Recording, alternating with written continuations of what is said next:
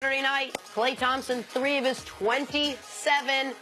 Watch the Warriors bench. They're loving it. Man, Klay was celebrating this the moment it left his hands with his friends on the sideline. You saw a look on his face. Jordan Bell celebrating with him. The Warriors, they're cheering like college, NCAA. Yes. Pacers, Cavs, Game 7, Tristan Thompson, big rejection on Darren Collison. Came through for the Cavs yesterday. He had 15 points, 10 boards. This is a big spot right there. Cavs up 8, less than 2 minutes left. Pacers trying to mount that last final fury. Yeah, I don't know if the Kardashians let him out the doghouse, but the Cavs fans did, Dusty. They let him out. Game 1, Rockets, Jazz, Clint Capella with a dunk on Rudy Gobert. Man, with no Ricky Rubio for the first week plus of this series, this might be a quick series.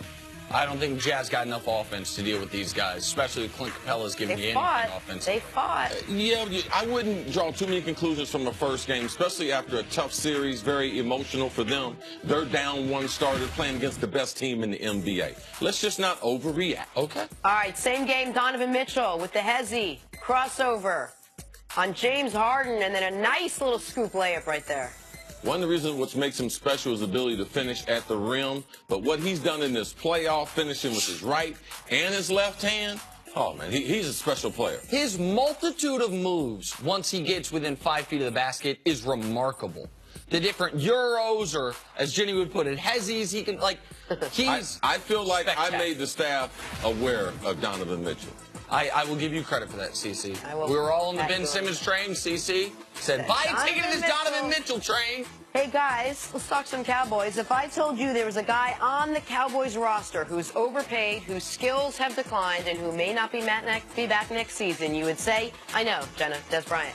But we might also be talking about Jason Witten. Ooh. Well, Dez is gone, and now Witten, the 15-year tight end, is reportedly considering retirement, more than likely to call Monday Night Football. So head coach Jason Garrett woke up, realized he might go from having 2 aging receivers to none, and is now trying to convince Witten to return for 1 more season. Chris Carter, will there be enough offense left if Witten does, in fact, leave after they already cut Des Bryant from this roster? I'm a Jason Witten fan, but not at 36. There was a couple of things Dallas needed to do going into this offseason. They need to get more speed on their offense. They need to get more speed at the tight end, more speed at the wide receiver. So for me, I look at it as a tremendous opportunity. Now, the timing might not be perfect for the Cowboys, but to me, this is an opportunity because we've seen this with other tight ends. Antonio Gates, he still wants to play. San Diego's not going to sign this. We saw that. I've seen this with the other great tight ends. At the end, because they're legacy tight ends, you give them that extra year because, let's just let him finish up. We saw that with Gonzalez. We saw that with a number of other guys, and I believe Jason Witten is in that same class. Well beyond his prime, doesn't have speed, never was a speed tight end, came into the league at the combine. I think he ran 4.65. Now, that was a young kid at 22. Now he's going to be 36 later on in May. So, no, I think this is a great opportunity for the Cowboys that they can get an influx of speed into their lineup. I believe that they should take advantage of it. Listen, I think the Cowboys' offense can be fine, if not better, without Jason Witten. And I can explain that in a moment. But I want to talk about the timing just for a second because you alluded to it, Chris. This strikes me as the type of thing where Jason Witten, and maybe this is how it should go in life, Jason Witten's cachet, the credibility he has built up as a good guy, as a leader, as a good teammate, is buying him a lot of rope on the timing of this. Because if Jason Witten were considered a diva wide receiver instead of team leader tight end, announcing this or letting this come out right after they cut Des Bryant, who, if they don't think that Jason Witten's coming back, maybe they think there's one less personality conflict in the locker room, one more need for a veteran on receiving threat. And then after the first round of the draft, when the Cowboys were in position to draft Hayden Hurst, and instead draft Leighton Vander Esch. I don't know if they would have drafted him, but you want as much information as early as possible. Like, Cece, do you think the Cowboys potentially would have made a different decision on Des Bryant if Jason Witten a month ago they went to Witten to restructure his deal, and he says yes. which makes it actually a worse cap hit for them this year, cutting him than playing him, or than him playing, or him retiring than him playing. So a month ago, they thought he was playing. He thought he was playing. What do you make of the timing of this? When the Dallas intel, it told the coaches and the front office, we're going to get off of Dez Bryant. But if they had gone into the offseason saying, we're going to get off of Dez Bryant and Jason Witten, they would have had a different approach as far as free agency. Now, what if they were split on it? Because both of them are going to be departing. That they said, oh, you know something? We want to keep some leadership around, so we'll keep Dez. I'm not overly concerned about that because they wouldn't even let Dez stay with a reduced salary. So for me, they were moving off of Dez Bryant.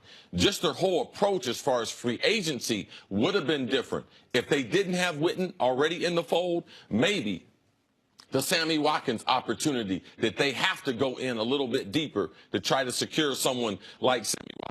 I just believe that their roster, as it stands today, is totally different if they know. And maybe the availability to go get Jimmy Graham, who was available. They haven't had a dynamic pass-catching tight end, that type of tight end, in quite some time. Now, what it does to the team on the field, with Dez gone and with Witten gone, this is now Dak and, to a lesser extent, Zeke's team. Those are the veteran leaders on the skill position players, unless it can be an offensive lineman's team, which I'm not familiar with. Like, it's the quarterback's team, if it wasn't already, and the best skill position player and the most influential skill position player is not Dez because he's gone, is not Witten because he's gone, it's certainly not Allen Hurns, who's new, it's not Cole Beasley, it's Ezekiel Elliott. As a receiving group, though, excuse me, Jenna, as a receiving group, though, you start looking at groupings on the team: defensive front, offensive line, secondary, linebackers, running backs. The weakest group they have is the group of pass catchers. So if the Dallas is going to be a playoff team, this group is going to have to play well. And who are going to be the guy? Who's their leading receiver today? I don't know. Who's their second threat? I don't know. Who's going to be their starting tight end? I don't know. And there ain't no good thing to be on TV talking about I don't know. Because the Dallas Cowboys, if they were being honest, they don't know. Right. They don't know. But we can't talk about whether Jason Witten leaves or not as what's going to either save the Cowboys or not. It's not like Witten had some sort of fantastic years coming off career lows in catches and yards last season anyway. He wasn't a huge pivotal part of that Dallas Cowboys offense, but now they just may need to find someone completely different. Dallas has always been a little short on leadership. His value is not, oh, man, what's he going to do? Yeah. How many balls is he going to catch? Okay. His leadership to that young team, because Zeke, is he ready to be the leader?